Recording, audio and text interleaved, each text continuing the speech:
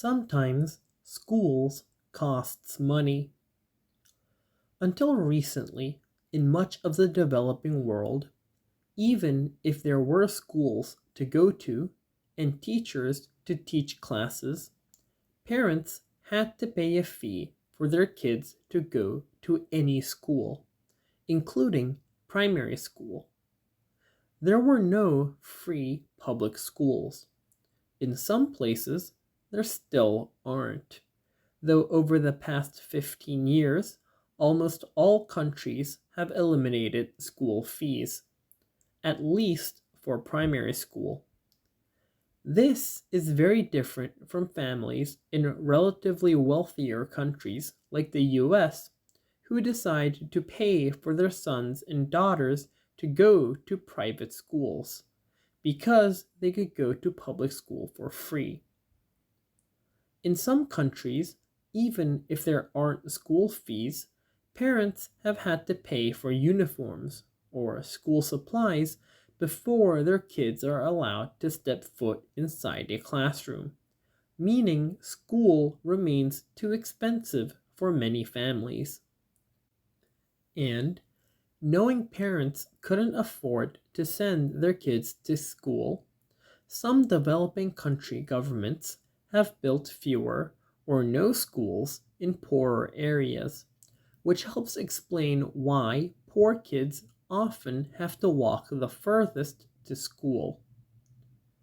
Not surprisingly, in countries where school fees and other fees have been eliminated, more kids are going to school. In Burundi, after school fees were abolished, primary school attendance almost doubled in less than 10 years. That's a lot more kids in school.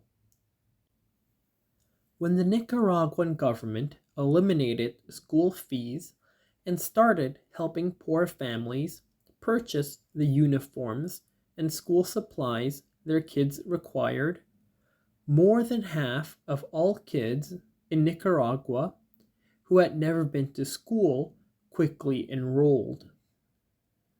Imagine if you had to buy your own books, supplies, and uniform, and pay for the right to go to school on top of all that.